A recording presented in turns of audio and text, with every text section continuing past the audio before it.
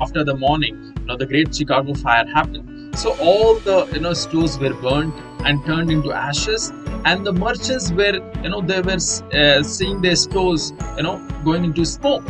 And what happened is, all the merchants, they gather at one place and they did a meeting, and they reached to a decision that we will leave Chicago, except one merchant. What's the name of that merchant? Marshall Field. So every other merchants, other fellow, they leave that Chicago and they go to another part of America. But what this gentleman, the one who stayed, Mr. Field, what he said, that this is the place. He started pointing to where his store was, that this is the place where I will build the world's greatest store, the world's greatest store. And he did it.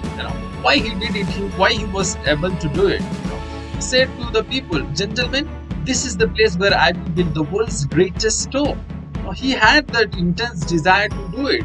He was not afraid. Even though his store was turned into ashes, he was very much convinced that this is the place. I am not going to leave it because it turned into ashes. I will build again. He said, no matter how many times my store burned, I will build here only. I'm not going to leave it. And he did it. He became successful in building the world's greatest store in Chicago. So he was successful.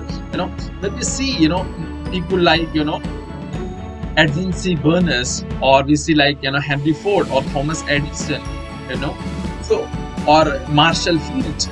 All these, successful people, what they have in common is an intense desire.